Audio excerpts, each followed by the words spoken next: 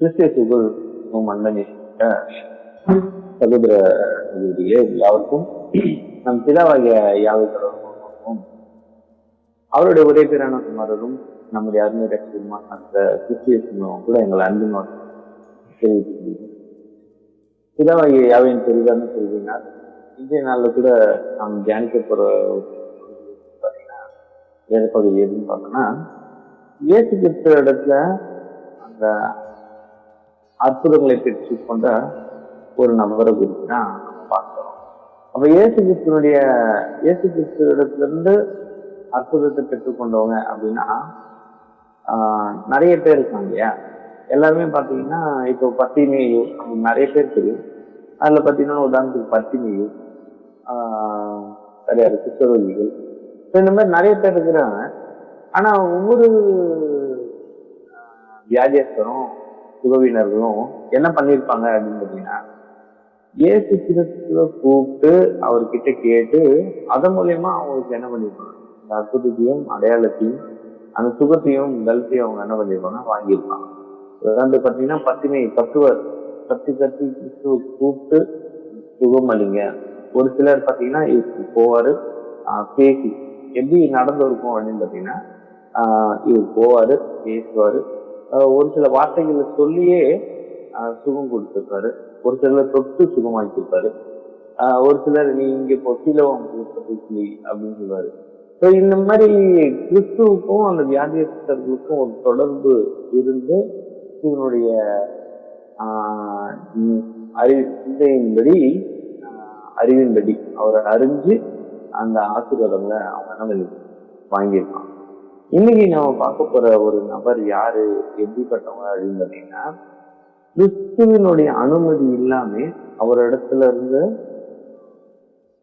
தன்னுடைய வியாதியை சுகமாக்கிக்கிட்டாங்க. அவங்களுக்கு நம்ம பார்க்கணும். அந்த மாதிரி யாராவது நம்ம ஞாபகம் பொதுவாகவே எல்லாமே கேட்டு கேட்டு கேட்டு சுகத்தை வாங்கிக்கிறாங்க இல்லையா. கிறிஸ்துவனுடைய அனுமதி இல்லாம அவர்கிட்ட ஒரு பேச்சுவார்த்தையும் நடத்தாம அவருக்கே தெரியாம அவர்கிட்ட இருந்து சுகத்தை பெற்றுக்கொண்டவங்க அப்படின்னா யாராவது ஞாபகம் அந்த மாதிரி பெரும்பாடுள்ள பாருங்க. எல்லாருமே பாத்தீங்கன்னா கிறிஸ்துவ கிட்ட கேட்டுப்பாங்க, கிறிஸ்துவ எங்களுக்கு ஐசியா ஆகுதின் குமார் இப்படி சொல்லி சொல்லி அவருக்கும் இந்த நபருக்கும் ஒரு கிறிஸ்துவனுடைய அனுமதியோட அவங்களுக்கு எப்படி கிடைச்சிருக்கும், சுகம் கிடைக்கும். ஆனா இவங்க அப்படியா அப்படின்னா கிறிஸ்து அவங்க சுகமானதுக்கு அப்புறம் தான் கிறிஸ்துவ ரியலைஸ் பண்ணாரு வல்லமை நடக்கும். அது பார்த்துடலாம். மார்க் 5:24.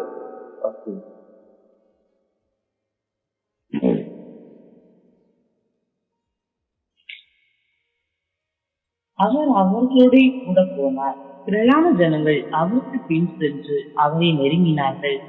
அப்பொழுது 12 வருஷமாய் பெரும்பாலுள்ள ஸ்திரீ அநேக வைத்தியர்களால் மிகவும் வருத்தப்பட்டு தனக்கு உண்டானவைகளெல்லாம் செலவழிக்கும் சற்றாயிலும் குணமடையாமல் அதிக வருத்தப்படுகிற பொழுது 12 வருஷமா தீராத ஒரு வியாதி இந்த பெண்களுக்கு உண்ட ஒரு வியாதி.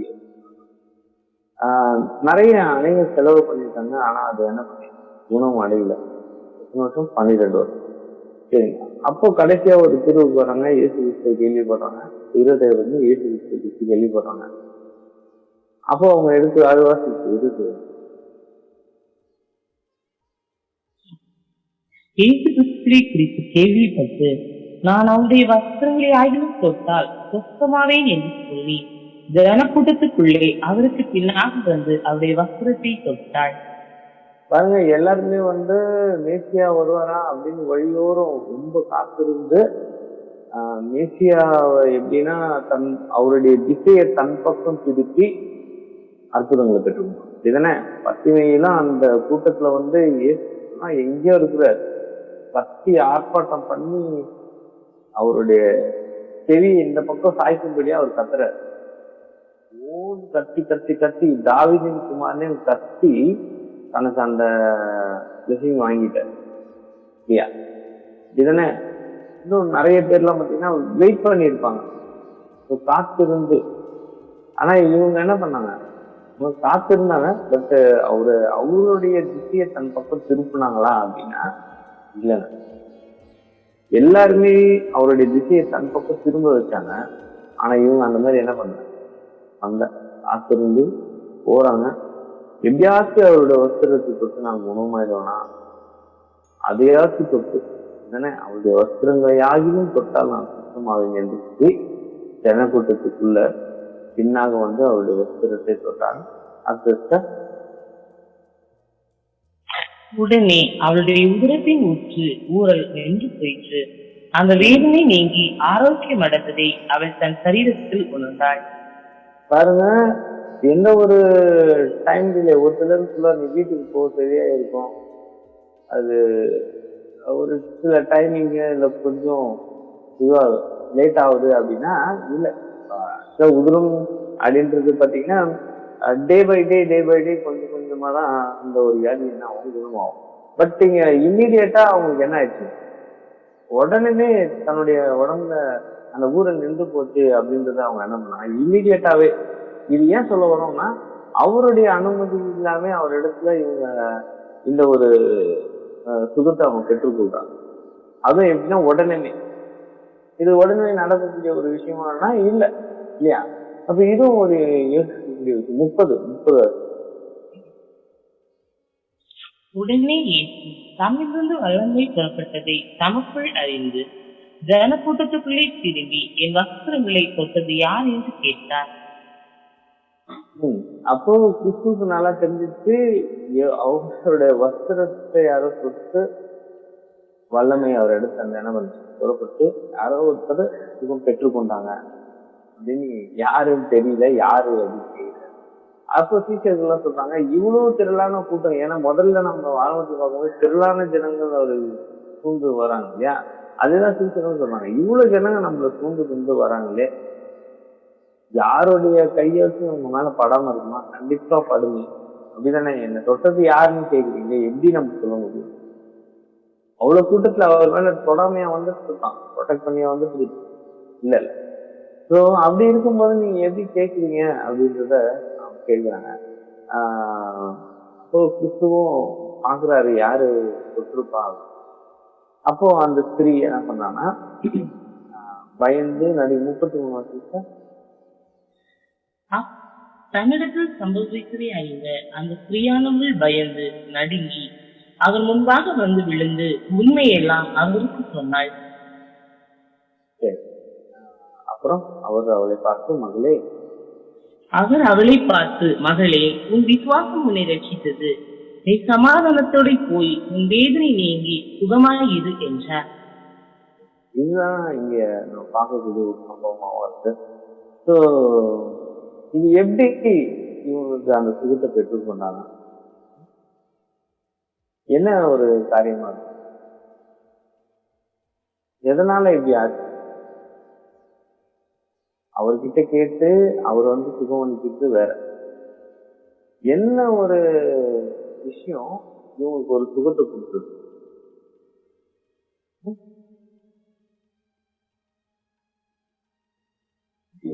எப்படி சுகம் சொல்றாரு, அவங்க விசுவாசம் உன்னை ரசித்தது நீ போ அப்படின்னு சொல்றாரு. எப்படி இந்த ஸ்திரீ குணமடைஞ்சாங்க? என்ன எந்த ஒரு விசுவாசம் அவங்களுக்குள்ள இருந்தது? விசுவாசம் உன்னை ரசித்ததுன்றாரு இல்லையா? எவ்வளவு ஜனங்க அவர் மேல தொடாம யாரும் போயிருக்குமா? எல்லாரும் தொட்டு தானே போனாங்க. எப்படி இவங்க மட்டும் அந்த சுகத்தை அவரை அறியாம இவங்க பெற்றுக்கொண்டாங்க? எப்படி, என்ன ஆச்சு?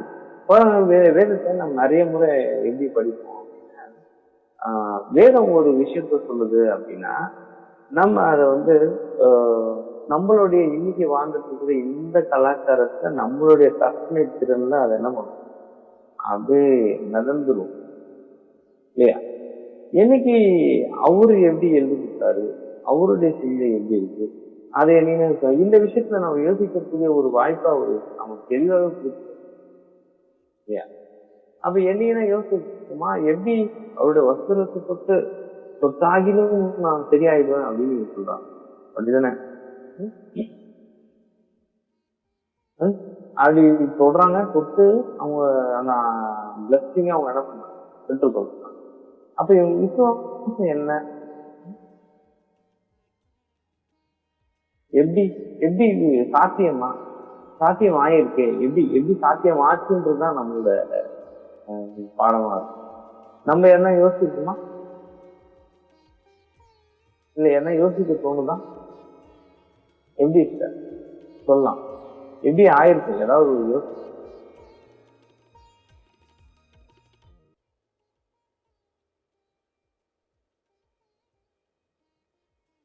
சும்மா தெரிஞ்சது சொல்லுங்க. பெரிய சும்மா தெரிஞ்சது இதனால இப்படி ஆயிருக்கும் அப்படின்னு. முன்கூட்டியே அவரை பற்றி எல்லாமே தெரிஞ்சிருப்பாங்க அந்த ஸ்திரீ. இயேசு கிறிஸ்துவ பற்றி முன்னவே தெரிஞ்சிருந்தாங்க. நான் என்ன சொல்றேன்னா, ஏன் இவங்க பத்திமை மாதிரியோ இந்த மற்ற வியாதிஸ்தர்கள் மாதிரியோ அவர்கிட்ட கேட்டு இதை எடுக்காம கேட்டு இயேசு கிட்ட இருந்து நம்ம பேசி அவர்கிட்ட இருந்து வாங்கிக்கிற அற்புதம் வேற. இவங்க அவர்கிட்ட பேசவே இல்லை. இயேசு கிறிஸ்துக்கே இவர்கிட்ட இருந்து வல்லமை புறப்பட்டு போனதுக்கு அப்புறம் தான் இயேசு கிறிஸ்துக்கே தெரியுது வல்லமை என்கிட்ட புறப்பட்டு பத்தி யாருன்னு கேக்குறாரு. புரியுதுங்களா? அதுதான் சொல்றோம். மற்ற இடங்களை விட இது ரொம்ப இதுக்கப்புறம் கூட அந்த மாதிரி எதுவும் நம்ம பார்க்கல இல்லையா? அப்படி எப்படி ஆச்சு இவங்க? இப்ப நான் வந்து இயேசு விசுவாசிக்கிறேன்னு சொல்லி, ஏன்னா இப்ப வந்த எல்லாமே விசுவாசிச்சுதான் வந்தாங்க இல்லையா? அவர் கூட திரளான கூட்டம், தனக்கு எதனா கிடைக்குமா கிடைக்காதா அப்படின்னு தான் வராங்க. ஏன் இவங்க மட்டும் இந்த மாதிரியான ஒரு யோசனையில வந்தாங்க பாருங்க. அவங்க தெளிவா சொல்றாங்க, அவருடைய வஸ்திரத்தை தொட்டாயில் நான் என்ன ஆயிடுவேன், அதை தொட்டு வச்சு நான் சுகமாயிடுவேன் அப்படின்னு. ஒருத்தருடைய வஸ்திரத்தை தொட்டா, வஸ்திரத்துக்கு அவ்வளவு பவர் இருக்கா?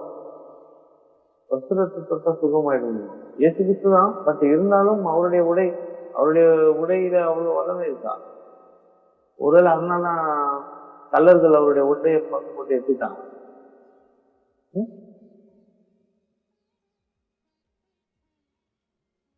அப்போ அந்த ஸ்திரீ கிறிஸ்து சொல்றாரு, நீ உன்னுடைய விசுவாசம் உன்னை ரசித்தது அப்படின்றாரு.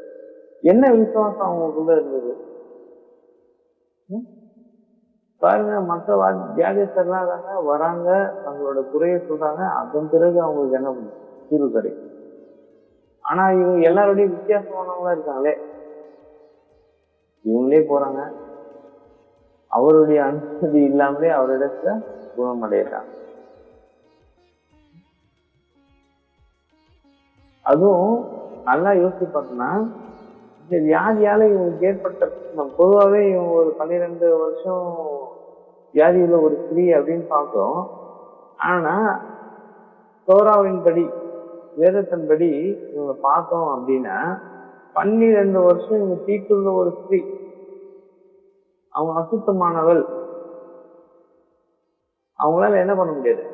தீட்டு உள்ளவங்களா இருந்தா தேவனுடைய சமூகத்துக்குள்ள அவங்களால போக முடியாது. ஊருக்குள்ளவும் யாரும் அவங்கள என்ன பண்ணுவாங்க, தீட்டுள்ளவள் அப்படின்னா கிட்டே போக மாட்டாங்க. அவங்க ஒதுக்கி வைக்கப்பட்டவங்க இல்லையா? ஜபாலயத்துக்கு அவங்களால போயிருக்க முடியுமானா அந்த 12 வருஷம் ஆலயத்துக்குள்ள அவங்களால பிரவேசிச்சே இருக்க முடியாது இல்லையா? எந்த ஒரு பண்டிகையிலையும் அவங்களால என்ன பண்ண முடியாது, கொண்டாடிக்க முடியாது, செலிப்ரேட் பண்ணிருக்க முடியாது.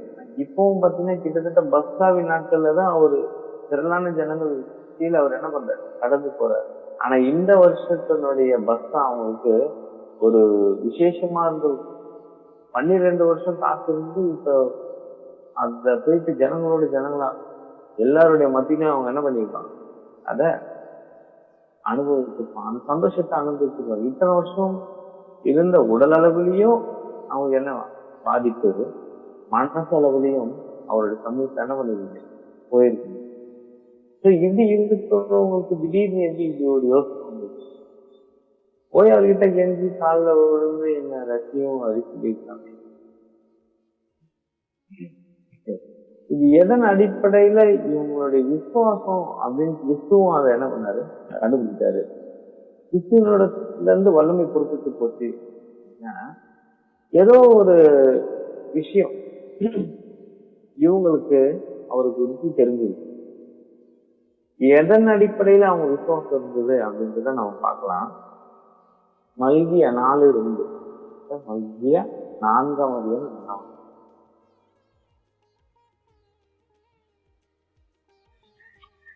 ஆனாலும் என் நாமத்துக்கு பயந்திருக்கிற உங்கள் மேல் நீதியின் சூரியன் உதிக்கும், அதன் செட்டியின் கீழ் ஆரோக்கியம் இருக்கும்.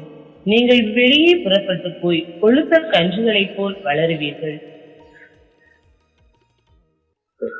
ஆரோக்கியம் எங்க இருக்குமா? ஆரோக்கியம் என்னன்னா அது வந்து செட்டைகளின் கீழே ஆரோக்கியம். செட்டைகளின் அப்படின்னு சொல்லப்பட்ட ஒரு விஷயம். இந்த நீதியின் சூரியன் யாரு பாத்தீங்கன்னா, என் நாமத்துக்கு பயந்திருக்கிற உங்கள் மேல், தேவனுடைய நாமத்துக்கு பயந்திருக்கவங்க மேல நீதியின் சூரியன் உதிக்கும். கிறிஸ்து நீதியின் சூரியன், அவருடைய பிரகாசம் நம்ம மேல இருக்கும். அவருடைய சேட்டையின் கீழே நம்மளுக்கு எங்க இருக்கும்? என்ன இருக்கும்? ஆரோக்கியம் இருக்கும். அப்போ செனாப் அப்படின்ற ஒரு வார்த்தை கொடுத்துருக்காங்க. என்னன்னா விங்கு சேட்டை அப்படின்னு நம்மளுக்கு கொடுத்துருக்கு. ஆனா அது பாத்தீங்கன்னா எட்ஜ், அந்த ஓரம், வஸ்திரத்தின் ஓரம், சரிங்களா? ஓரம், பார்டர், சரிங்களா? கார்னர், சரிங்களா? அந்த உடையினுடைய ஓரத்துல என்ன இருக்கான்?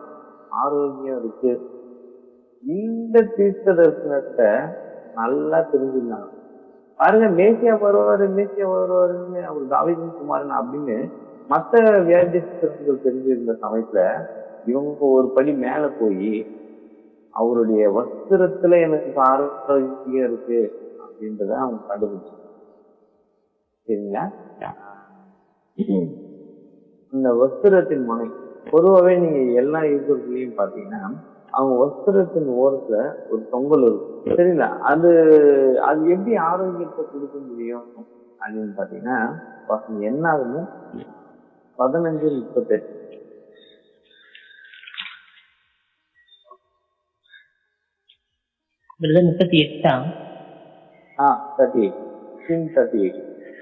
நீ இஸ்ரேல் புத்திரத்தில் பேசி அவர்கள் தங்கள் தலைமுறை தோறும் தங்கள் வஸ்திரங்களின் ஓரங்களிலே தொங்கல்களை உண்டாக்கி ஓரத்தின் தொங்கலிலே இளநில நாடாவை கட்ட வேண்டும் என்று அவர்களுக்கு சொல். அப்ப அவங்க ஒரு கட்டளை கொடுக்குறாரு. என்ன கட்டளை பார்த்தீங்கன்னா, அவங்களோட வஸ்திரங்கள் ஓரங்கள்ல ஒரு தொங்கலை உண்டாக்கி இளநீல நாடாவை கட்ட வேண்டும் அப்படின்றது அவங்க ஒவ்வொரு ஈடும் கம்பல்சரி இருக்கு. அப்போ இது எதை இங்க நம்ம யூஸ் பண்ண ஒரு விஷயமா இருக்கா? கிறிஸ்து தன்னுடைய வாழ்க்கையில சின்ன இது பார்த்தா சின்ன விஷயம் தான் இல்லையா? கிறிஸ்து வந்துட்டாரு, நிறைய பிரமாணங்கள்லாம் மாறிச்சு அப்படி இப்படின்னு சொல்றவங்க மத்தியில இந்த ஒரு சின்ன கட்டளையை கூட அவர் என்ன பண்ண மீறல இல்லையா? அடுத்த வருஷம்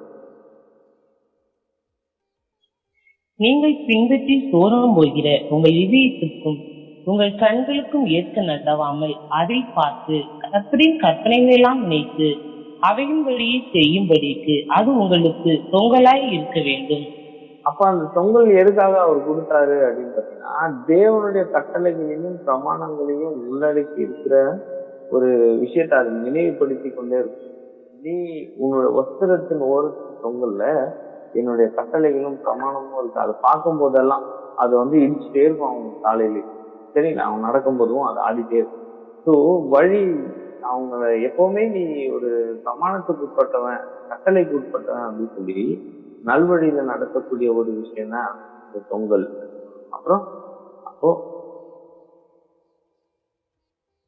40 நீங்கள் என் கற்பனைகள் எல்லாம் நினைத்து அவையின்படியே செய்து உங்கள் தேவனுக்கு பரிசுத்தராய் இருக்கும்படி அதை பார்ப்பீர்களாக.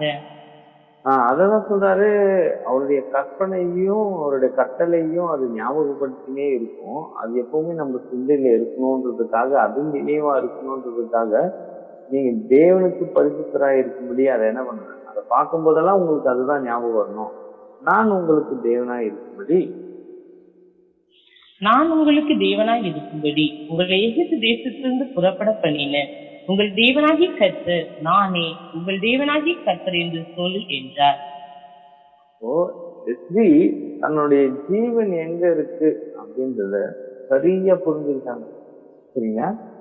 அவர்கிட்ட கேட்டு அவர் மூலியமா தான் வாங்கிக்கணும் அப்படின்ற ஒரு விஷயத்த தாண்டி அந்த நீதியின் சூழ்நிலத்திலிருந்து வரக்கூடிய அந்த அவருடைய சேட்டையாகிய இந்த வஸ்திரத்தின் தொங்கல். ஆக்சுவலா இங்க தொங்கல்னு போட்டிருக்கு இல்லையா, இதுக்கும் நீதியின் சூரியனிடத்துல இருக்கக்கூடிய அந்த சேட்டை, கழுகின் சேட்டைகளுக்கு கீழே அப்படின்னா இல்லையா, அதுவும் ஒரே வார்த்தை தான். இங்கே நம்மளுக்கு தொங்கல்னு அப்படின்னு கொடுத்துருக்காங்க. தமிழ்ல நம்ம பார்க்கணும் எப்படி இருக்குன்னா, நீங்க தொங்கல் இந்த மாதிரியான விஷயங்கள்லாம் இருக்கு இல்லையா. ஆனா சேட்டைகள் அப்படி இருக்கு இல்லையா, இது எல்லாமே மூல பாஷையில சொன்னா எல்லாத்துக்கும் ஒரே வார்த்தை தான், கெனா. அது எப்படின்னா அந்த சேட்டைகளின் கீழே இந்த தொங்கல் இது எல்லாத்துக்கும் ஒரே வார்த்தை அவங்க கெனா சொன்னா கொடுக்குறாங்க. நம்ம படிக்கும்போது தமிழ்ல என்ன பண்ணோம், மாத்தி மாத்தி படிச்சுக்கணும். நீதியின் பாதையில நடக்க அவங்க தீர்மானம் செய்யறாங்க. அவங்க போய் அதை குடிச்சதனுடைய அர்த்தம் என்ன, அதாவது மத்தியில அதே சம்பவம் எடுக்கணும். நான் ரெஃபரன்ஸ் எடுக்கல, மத்தியில நீங்க அதே சம்பவம் எடுத்தனா வஸ்திரம் அப்படின்னு இல்லாம வஸ்திரத்தின் ஓரத்தை அப்படின்னு போட்டு, சரிங்களா, அதை புதுக்க வச்சு நான் என்ன பண்ணுவேன், எனக்கு ஆரோக்கியத்தை பெற்று. இந்த வஸ்திரத்தின் ஓரத்துல நீதிக்கான வழி இருக்கு, ஜீவனுக்கான வழி இருக்கு. அந்த கட்டளைகளும் பிரமாணங்களும் எருதுகளுக்கு கொடுக்கப்படுது, ஜீவனை போக்குறதுக்கா, ஜீவனை பெற்றுக்கொள்றது.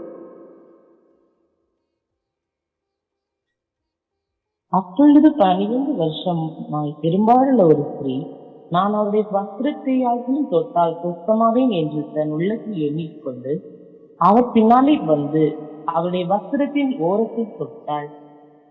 வஸ்திரத்தின் ஓரத்தை தொட்டாள். அது என்னன்னா அந்த தொங்கல் அவர்கிட்ட இருக்கிற அந்த பொங்கலை அவங்க குடிச்சு, அது பிரமாணங்களையும் கட்டளைகளுக்கும் நானும் உட்பட்டவள், என்னுடைய ஜீவனை உம்முடைய வார்த்தைகள் மூலமா காத்து கொள்றேன், அதுக்குள்ள நான் பிரவேசிக்கிறேன் அப்படின்னு சொல்லி அந்த முழுவதுமா அவங்க என்ன பண்ணாங்க, அர்ப்பணிச்சுட்டாங்க. சரிங்களா? அப்போ யாத்ராவும் 19:6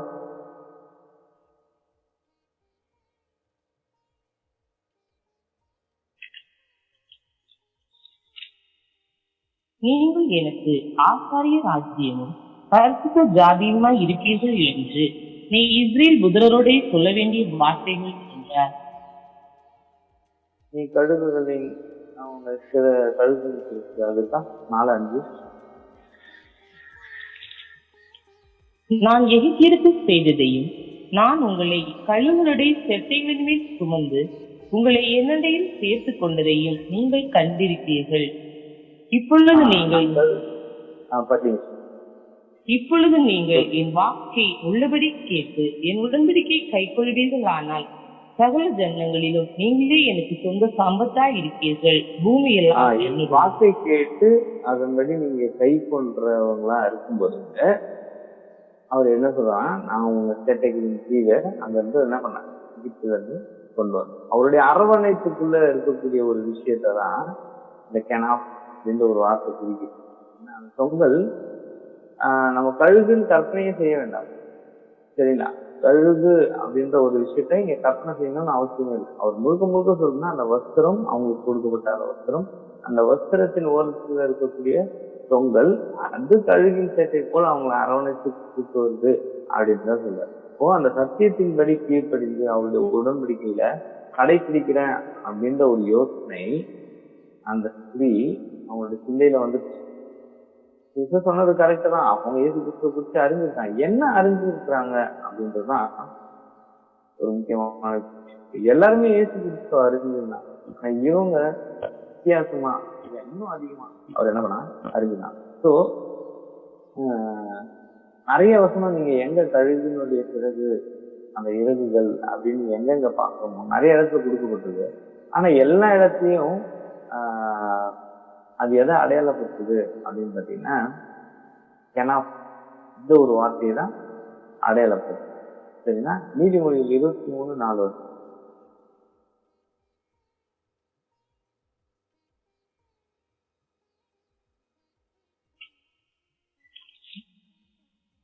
ஐசியனாக வேண்டும் என்று பிரயாசப்படாதே, சுய புத்தியை சாராதே.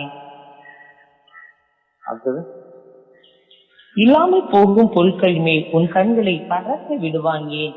அது கழுகை போல பிறர்களை தனக்கு உண்டு பண்ணி கொண்டு ஆகாய மார்க்கமாய் பறந்து போகும். இப்போ இங்க சொல்லப்பட்ட ஒரு வார்த்தை என்னன்னா, அதுக்கு கொஞ்சம் வித்தியாசமா, சரிங்களா?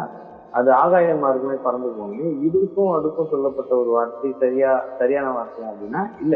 இங்க வந்து உண்மையாலே பறவைகளுடைய இறகுகள் அப்படின்னு சொல்லப்படும். இப்ப எங்கெங்கெல்லாம் இந்த ஆரோக்கியம் வரும், நீங்க அடைக்கலம் போகுவீங்க, நான் உங்களை பாதுகாத்து வரேன், பாதுகாப்புக்கு உரிய ஒரு வார்த்தையா தான் இந்த ஒரு சிறகுகள் அப்படின்னு சொல்லி பயன்படுத்தப்பட்ட ஒரு வார்த்தையா இருக்கு.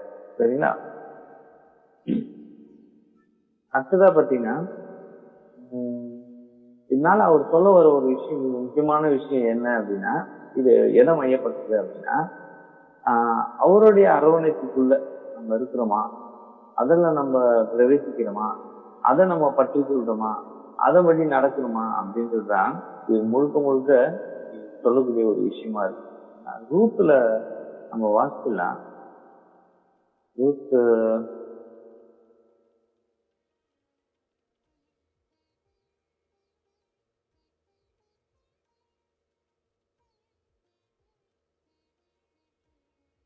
இன்னொரு சம்பவம், இது எப்படி ஜீவனை தரக்கூடிய ஒரு விஷயமா இருக்கு அப்படின்னு நம்ம பார்க்கலாம். 1 சாமுவேல் 24:5 வருது. 1 சாமுவேல் 24:5. தாவீது சவுலின் சால்வையின் தொங்கலை அழித்துக் கொண்டது நிமித்தம் அவன் மனது அடித்துக் கொண்டிருந்தது. அப்போ சால்வையின் தொங்கல் இதுதான் அந்த வஸ்திரத்தின் ஓரம். தாவீது என்ன பண்றாரு, சவுலுடைய அந்த வஸ்திரத்தின் தொங்கலை என்ன பண்ணாரு, அறுத்துட்டாரு. அது அவருடைய மனசுக்கு அடிச்சுக்கிட்டான். எப்படின்னா உயிரே போன மாதிரி அவர் ஃபீல் பண்ணாரு. என்னன்னா அந்த அந்த அந்த வஸ்திரத்தின் ஓரத்தை அறுத்துட்டா, அது இல்லை அப்படின்னா அவங்க ஜீவனே போன மாதிரி. பாருங்க, இவரு கொல்லல. நம்ம நிறைய சொல்லுவோம் இவரு கொல்லணும் போனாரு, ஆனா அவருடைய அவரு தேவனுடைய மனுஷன் சொல்லி விட்டு வந்துட்டாரு, இப்படிதான் நம்ம சொல்லுவோம் இல்லையா? ஆனா இவர் என்ன சொல்ல வர்றாரு அப்படின்னு பாத்தீங்கன்னா, அது கொல்றதுக்கு பதிலா அவருடைய அந்த தேவன் கிட்ட இருக்கிற ஒரு கட்டளைகளையும் பிரமாணங்களையும் நீ மீறதுனால உன் ஜீவனே போயிடுச்சு அப்படின்றத சவுலுக்கு உணர்த்துறாரு. நம்மளுடைய அறிவு என்ன எது வரைக்கும் யோசிச்சோம் அப்படின்னு பாத்தீங்கன்னா, அவருடைய ஜீவனை இவர் தப்ப வச்சுட்டாரு அப்படின்னு யோசிக்கிறோம் இல்லையா? ஆனா ஆவியா மேலாட்டமா ஜீவனை எடுத்துட்டாரு. அவர்கிட்ட இருந்த அந்த அங்கீகாரம், உனக்குள்ள நீ இது வரைக்கும் கடவுளுடைய மனுஷனா இருந்த, நீ செத்தவனுக்கு சமம் அப்படின்றத நினைவுபடுத்தும்படியா தொங்கலை அறுத்துடுறாரு. ரொம்ப ஒரு பெரிய காரியம் இது. தொங்கல் அப்படின்னு நம்ம சாதாரணமா படிச்சிடும். ஆனா அது ஒருத்தர்கிட்ட இல்ல, அதை அறுத்துட்டாங்க, அது அவங்களுடைய உடையில இருந்து போயிடுச்சு அப்படின்னா அவங்க ஜீவனே போன. அடுத்த வருஷம் தாவீது சவுலின் சால்வையின் தொங்கலை அரித்துக் கொண்டது நிமித்தம் அவன் மனது அடித்துக் கொண்டிருந்தது. அவன் தன் மனுஷனை பார்த்து, கர்த்தர் அபிஷேகம் பண்ணின என் ஆண்டவன் மேல் என் கையை போடும்படியான இப்படிப்பட்ட காரியத்தை நான் செய்யாதபடிக்கு கர்த்தர் என்னை காப்பாராக, அவர் கர்த்தரால் அபிஷேகம் பண்ணப்பட்டவர் என்று சொல்லி. அப்போ எப்போ இவர் இந்த தொங்கலை விழுங்கிட்டாரோ அது அப்பவே அவருக்கு தெரிஞ்சிச்சு நம்மளுடைய எல்லா உரிமைகளையும் தெரிவிக்கிறார். அதே சம்பவம் தான் சவுல் வந்து சாமியலுடைய வஸ்திரத்தின் ஓரத்தை அறுத்துருவார். அது கேள்விப்பட்டிருக்கீங்களா? அது பார்த்துக்கோங்க சார். அப்போ சவுல் என்ன சொல்லுவாரு அப்படின்னு பாத்தீங்கன்னா, சாமியல் என்ன சொல்லுவாரு பாத்தீங்கன்னா, பயங்கர கோபம் வந்துடும். கோபம் வந்து அவர் சொல்லக்கூடிய வார்த்தைன்னா, இது முதல் உன்னுடைய ராஜ்யபாரம் என்ன பண்ணு நீங்கப்பட்டு அடுத்தவருடைய கையில என்ன பண்ணு போகுது அப்படின்ற ஒரு விஷயத்த அவர் என்ன பண்ணாரு சொல்லிடுவாரு அப்படின்னு. ஸோ இந்த வஸ்திரத்தின் ஓரத்துல ஜீவன் இருக்கு. அது எதை முக்கியமா அது எதை நினைவுபடுத்து அப்படின்னு பார்த்தீங்கன்னா, அவங்களுக்கு அவங்களுடைய ஜீவன் காக்கப்படுது. என்னோட அரவணைப்புக்குள்ள நீங்க இருக்கிறீங்க, என்னை விட்டு நீ வெளியே போல. உங்களுக்கும் எனக்கும் உள்ள ஒரு நெருங்கிய ஒரு தேவனுக்கும் நமக்கும் உள்ள ஒரு நெருங்கிய உறவை எது ஏற்படுத்துது அப்படின்னு பார்த்தீங்கன்னா, அவருடைய இந்த வார்த்தைகள் அதுதான் இந்த தொங்கலை நினைவு. இன்னொரு விஷயம் இதுக்கு சமமா நம்ம பார்த்தோம்னா, ரூத் 2ஆம் அதிகாரம் 11ஆம் வசனம். அதற்கு போவார், பிரதித்திரமாக உன் புருஷன் மரணமடைந்த பின்பு நீ உன் மாமியாருக்காக செய்ததும், நீ உன் தகப்பனையும் உன் தாயையும் உன் ஜன்ம தேசத்தையும் விட்டு முன்னே நீ அறியாத தனசண்டையில் வந்ததும் எல்லாம் எனக்கு விவரமாய் தெரிவிக்கப்பட்டது. உன் செய்திக்கு தக்க பலனை கர்த்தர் உனக்கு கட்டளையிடுவாராக. இஸ்ரேலின் தேவனாகிய கர்த்தருடைய செட்டைகளின் கீழ் அடைக்கலமாய் வந்த உனக்கு அவராலே நிறைவான பலன் கிடைப்பதாக என்றான். எங்க இவங்க அடைக்கலமா இருந்தாங்கன்னா, இஸ்ரேலின் தேவனுடைய செட்டைகளின் கீழே அடைக்கலம் புக வந்தாங்க. இவரு இங்க சொன்ன வார்த்தையும் அந்த கெனாப் அந்த கட்டளைகளின்படி, இவர் பறவைய மெயின்ல வச்சு சொல்லல, சரிங்களா? இஸ்ரேலின் தேவனாகிய செட்டைகளின் வஸ்திரங்களின் ஓரங்கள்ல நமக்கு கொடுக்கப்பட்ட எங்களுக்கு கொடுக்கப்பட்ட தேவனுடைய நீதியும் நியாயத்தையும் கற்பனைகளையும் எல்லாத்தினுடைய அரவணைப்புக்குள்ள நீ வந்துட்டன்றதுதான் நான் உன்னை குறிச்சு கேள்விப்பட்டேன். எங்க தேசத்தை இப்படி ஒரு ஸ்திரீ இல்லாதப்ப நீ எப்படிமா இப்படி இருக்கிற அப்படின்னு சொல்லி அந்த அரவணைப்பின் நிமித்தமா ஜீவன் காக்கப்படுது. சாப்பாடுக்கே வழி இல்லாம அங்க என்ன பண்ணாங்க, வேற தேச ஸ்திரீ. ஆனா அது அந்த சேட்டையின் கீழே அவங்க இருந்ததுனால மிகப்பெரிய ஒரு வெகுமதி. என்ன ஒரு வெகுமதி அப்படின்னு பார்த்தீங்கன்னா, மேசியாவின் மூதாதையர் தாவீதினுடைய பாட்டி. இதனை அவ்வளோ பெரிய நம்ம பொதுவாகவே இதை பார்த்தோம் அப்படின்னா இது கவிதை ரீதியா எழுதப்படும். இது ஏன் இதை நம்ம திரும்ப திரும்ப சொல்றோம் அப்படின்னா, கழுகு அப்படின்னு நம்ம தவற புரிஞ்சுது. கழுகுக்கு ரெக்கை இப்படி இருக்கும், கழுகு இப்படி வளரும், கழுகு மூக்கு ஒழிச்சிடும். ஸோ அதை குறித்து நம்ம ஒரு தேவையில்லாத ஒரு மணி நேரம் கழுகை குறித்து நம்ம பாடம் எடுக்கிறோம் இல்லையா? அந்த ரீதியே இது சொல்லப்படவே இல்லை. அதை மைண்ட்லேயே வைக்கல தேவை. அவர் சொல்ற விஷயமே டோட்டலாவே வேற இல்லையா? அப்போ அவரு என்ன ஒரு சிந்தையோட சொல்றாரு, அதன்படி நம்ம புரிஞ்சுக்கும் போதுதான் அது சரியான ஜீவனை நம்ம எடுத்துக்கொள்ள முடியும். இல்லைன்னா நம்ம நிறைய விஷயங்கள் பேசலாம் செய்யலாம், ஆனா அதுல அவர் சொன்ன சிந்தை இருக்கான்னா அது இருக்காது. நம்மளுடைய கற்பனை வளத்துல நம்ம மூழ்கி போய் தேவையில்லாம நிறைய அது குறித்து கழுகு குறித்து ஆர்டிகள் எடுத்து அதை பார்த்து அது வேஸ்ட் தான். கிளியராகவே சொல்லிட்டாரு, அவருடைய சேட்டைகளின் கீழே அப்படின்ட்டு அவருடைய பிரமாணங்களின்படி அங்க என்ன சொன்னார் இல்லையா, இதன்படி நடந்து அந்த விஷயத்த அவங்க சரியா கை கொண்டாங்க. சரிங்களா? இன்னொரு விஷயம் 61 சங்கீதம் 61 வருஷத்துல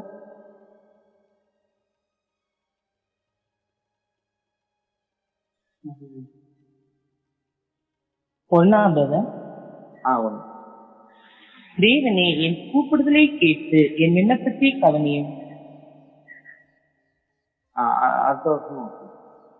என் இருதயம் தொய்யும் போது பூமியின் கடையாந்திரத்திலிருந்து உம்மை நோக்கி கூப்பிடுவேன்.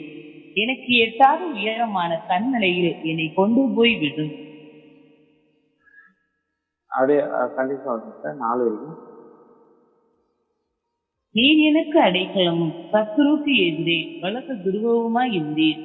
நான் உடைய கூடாரத்தில் சதாகாலம்.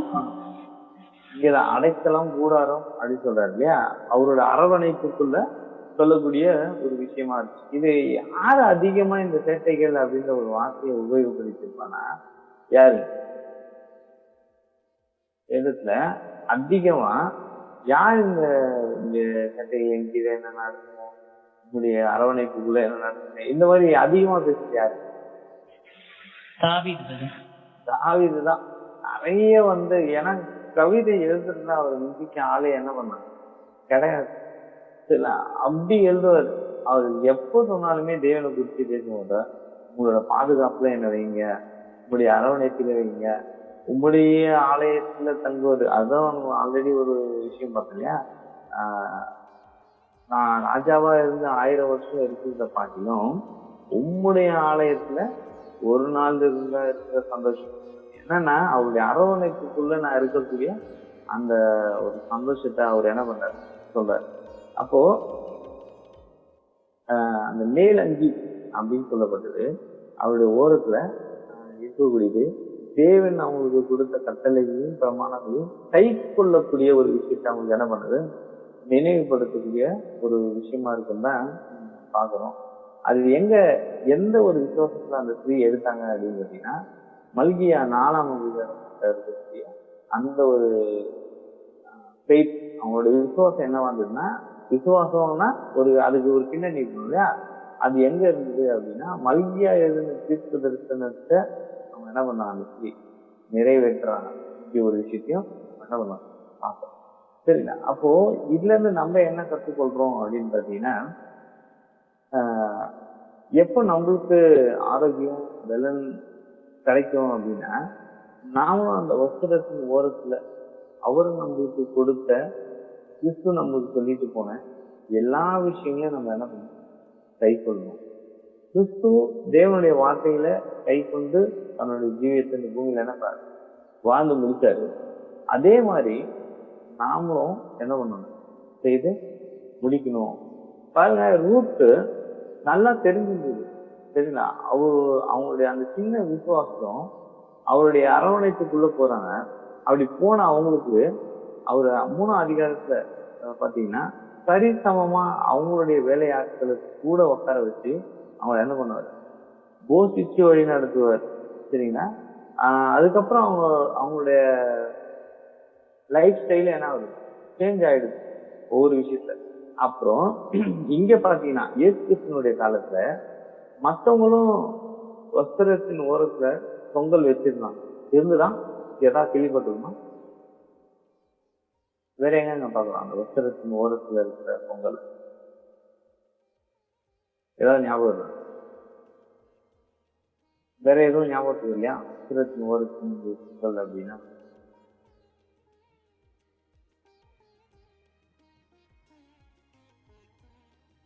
வைசேரா இந்த காப்பு நாடாக்களை அகலமாக்கி அதை சிறிதாக்கி வச்சிருந்தாங்க.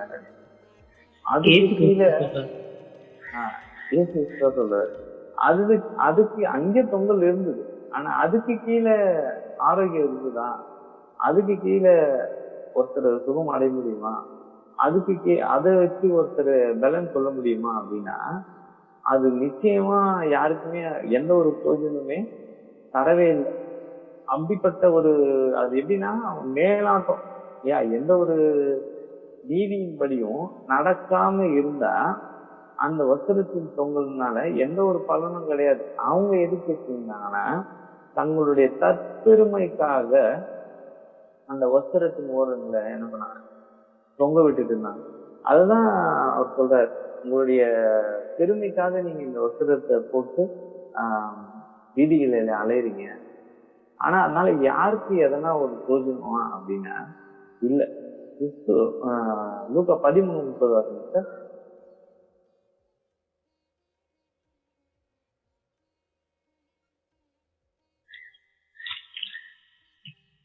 அப்பொழுது முந்தினோர் பிந்தினோர் ஆவார்கள், பிந்தினோர் முந்தினோர் ஆவார்கள் என்றார். அந்த நாளிலே சில பரிசேயர் அவரிடத்தில் வந்து, நீர் இவ்விடத்தை விட்டு போய்விடும், ஏரோது உன்னை கொலை செய்ய மனதாய் இருக்கிறான் என்றார்கள். அப்ப அவர் என்ன சொல்றாரு, நீ போய் அந்த இன்றைக்கும் அதற்காக நான் இன்றைக்கும் நாளைக்கு பிசாசுகளை துரத்தி வியாதியுள்ளவர்களை சுத்தமாக்கி 3ஆம் நாளில் நிறைவடைவேன். வியாதி உள்ளவங்கள நான் இன்றைக்கு நாளைக்கும் 3ஆம் நாள்ல நிறைவடைவேன். அப்படியே அடுத்தது, இன்றைக்கும் நாளைக்கும் மறுநாளைக்கும் நான் நடமாட வேண்டும். எருசலேமுக்கு புறம்பே ஒரு தீர்க்கதரிசி மடிந்து போகிறதில்லை என்று நான் சொன்னதாக நீங்கள் போய் அந்த நரிக்கு சொல்லுங்கள். யாருக்கு சொல்ல சொல்றாரு? நரி கிட்ட சொல்லுங்க. இவரும் அவங்க அடையாளப்படுத்தி அந்த நரிக்கிட்ட போய் சொல்லுங்க, நான் வந்து செஞ்சே தீர்வேன், நான் எதுக்காக வந்தேன் அர்த்தத்தை அப்படியே படிங்க.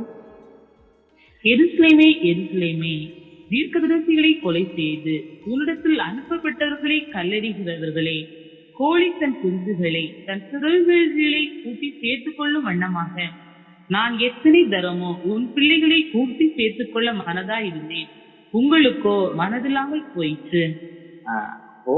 கோழி தன் சிறகுகளின் கீழே எப்படி தன்னோட குஞ்சுகளை பாதுகாக்கணும், அதுதான் சொல்றாரு.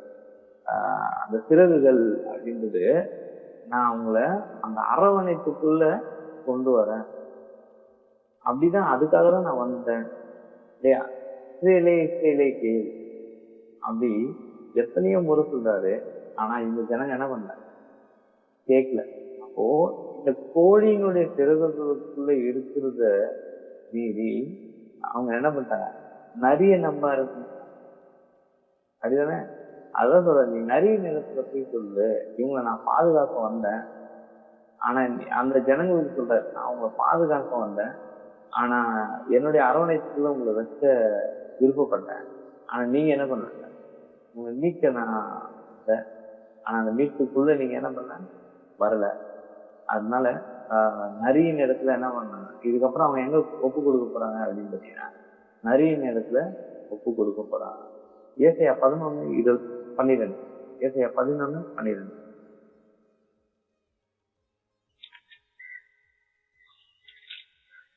ஜாதிகளுக்கு ஒரு கொடியை ஏற்றி இஸ்ரேலில் துரத்துண்டவர்களை சேர்த்து யூதாவில் சிதறடிக்கப்பட்டவர்களை பூமியின் 4 திசைகளிலும் இருந்து கூட்டுவார்.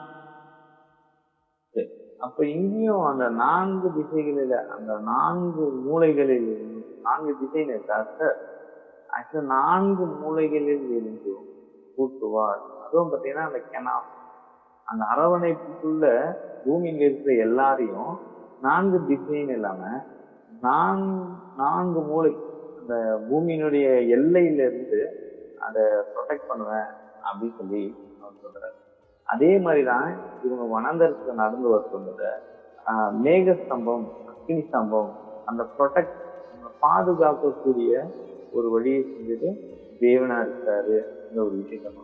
அப்போ இது ஏன் நம்ம இன்னைக்கு பாக்குறோம் அப்படின்னு பாத்தீங்கன்னா, இயேசு கிறிஸ்து கிட்ட அவருடைய அனுமதி இல்லாம அந்த இடத்துல இருந்து அவங்களுடைய விசுவாசம் எப்படி இருக்குன்னா, மெயினா நம்மளுக்கு என்ன ஒரு விசுவாசம் வேணும்னா, அவருடைய வார்த்தைகளின்படி நான் நடந்து அதுபடி கீழ்ப்படியணும் அப்படின்ற ஒரு சிந்தை நமக்கு வரணும் அப்படின்றதுக்காக தான் எந்த ஒரு விஷயமும் வேதத்துல நிகழ்ந்தது. ஒரு சமயம் அந்த ஸ்திரீ அந்த வஸ்திரத்தை தொட்டு அவங்களுக்கு எந்த ஒரு அற்புதம் அடையாளம் நடக்காம அதுக்கப்புறம் இயேசு கிறிஸ்து கேட்டு என்ன பண்ணிடலாம் சொல்லிடலாம். ஆனா அவர் அந்த மாதிரி எதுவும் என்ன பண்ண செய்யல. மாறாக அவங்களுடைய விசுவாசத்தின்படி அது என்ன நடந்தது. இப்போ நாம் நம்மளுடைய வாழ்க்கையில ஜீவனையும் சுகத்தையும் ஒரு நிச்சயமா வாழக்கூடிய ஒரு தன்மையை நம்ம பெற்றுக்கொள்ளணும் அப்படின்னா அவருடைய வழிகளை நம்ம என்ன பண்ணணும், நடக்கணும். அவருடைய கற்பனைகளும் கட்டளைகளும் நம்மளுடைய மைண்ட்ல அன்னைக்கு அவங்களுக்கு அடையாளமா வஸ்திரத்தின் ஓரத்துல அந்த தொங்கல் ஞாபகப்படுத்தினே இருந்தது. நீ இப்படிதான் நடக்கணும், இப்படிதான் வாழணும், இப்படிதான் இருக்கணும் அப்படின்னு சொல்லி ஒவ்வொரு விஷயத்தையும் அது நினைவுபடுத்தும் இல்லையா. அந்த மாதிரி இன்னைக்கும் தேவனுடைய வார்த்தை நம்மள நினைவுபடுத்தி கொண்டே இருக்கும். நம்ம இப்படிதான் இருக்கணும், சமூகத்துல நம்ம எப்படி வாழணும், யாரோட வாழணும், எப்படி இருக்கணும், எப்படிப்பட்ட ஒரு ஜீவியை ஜீவிக்கணும், எப்படிப்பட்ட ஒரு சுபாவம் உள்ளவனா இருக்கணும் அப்படின்னு சொல்லி அனுதினமும் அறிவுரைகள், தேவனுடைய வார்த்தைகள், அவருடைய கற்பனைகள் சிந்தையில வந்துட்டே இருக்கு இல்லையா, வரணும். ஒரு சமயம் அந்த சிந்தை நம்மளுக்குள்ள இல்லை, நம்மளுக்கு அந்த உணர்வுகள் இல்லை அப்படின்னா நம்ம ஜீவன் போனவங்களா இருக்கும். நம்ம ஜீவன் அம்சமா நம்ம உயிரோட தான் இருக்கும். பட் தேவன் இடத்துல இருந்து நம்ம ஜீவன் என்ன ஆயிடுச்சு, துண்டிக்கப்பட்டுருச்சு. சரிங்களா. இன்னும் என்ன அப்படின்னா அவருடைய வார்த்தைகள் அவரு எந்த விதமா சொன்னாரோ அதன்படி புரிஞ்சு அங்க போனோம். அந்த கலாச்சாரத்துக்குள்ள போனாதான் அவரு எப்படி சொன்னாரு, அவரு எதை பேஸ் பண்ணி சொன்னாரு நம்மளுக்கு லெசன் இன்னைக்கு இருக்கிற இந்த வெஸ்டர்ன் கலாச்சாரம் தானே மேற்கத்திய கலாச்சாரம். ஸோ படி நம்ம அதை புரிஞ்சுக்கிட்டோம் அப்படின்னா பெரிய முட்டை தான். தவறா சொல்லி தவறா பேசி நிறைய விஷயங்கள் என்ன பண்ணுவோம், தவறா புரிஞ்சுப்போம். சரியான ஒரு விதத்துல நம்ம டிராவல் பண்ண முடியாது அப்படின்றதும் ஒரு பாடமா இருக்கு. ஸோ நிறைய மூல பாஷைகளுக்குரிய விஷயங்கள் நிறைய வந்துருச்சு. படிக்கணும், நிறைய படிக்கணும். சும்மா எடுத்துட்டு படிக்காம மேலாட்டம் இருந்தோம் அப்படின்னா நிறைய விஷயங்கள் நம்ம என்ன பண்ணுவோம், இழந்து போயிடுவோம். ஸோ உலகத்துல எத்தனையோ விஷயங்களுக்காக நம்ம ஃபோன் யூஸ் பண்ணோம் இல்லையா, இந்த மாதிரி நல்ல விஷயங்களுக்காகவும் அது கொடுக்கப்பட்டிருக்கு அப்படின்றது நம்ம என்ன பண்ணோம், ஞாபகத்துல இருக்கணும். ஸோ இனி வரும் நாட்கள்ல கூட நம்ம இன்னும் அதிகமா அவருடைய வஸ்திரத்தின் ஓரத்தின் தொங்கல், அவருடைய கட்டளைகளையும் எது வழி இதுவே அதானே சொல்றாரு, நீங்க நடக்கும்போது வழி இதுவே அப்படின்னு சொல்லக்கூடிய சத்தம் நம்மளுக்கு கேட்கக்கூடிய ஒரு நல்ல ஞானத்தையும் விவேகத்தையும் தேவன் நமக்கு என்ன பண்ண தர இது செய்யறாங்க. பொறுமையோடு கேட்டவங்க யாவரையும் தேவன் நம்மை ஆசீர்வதிப்பார்.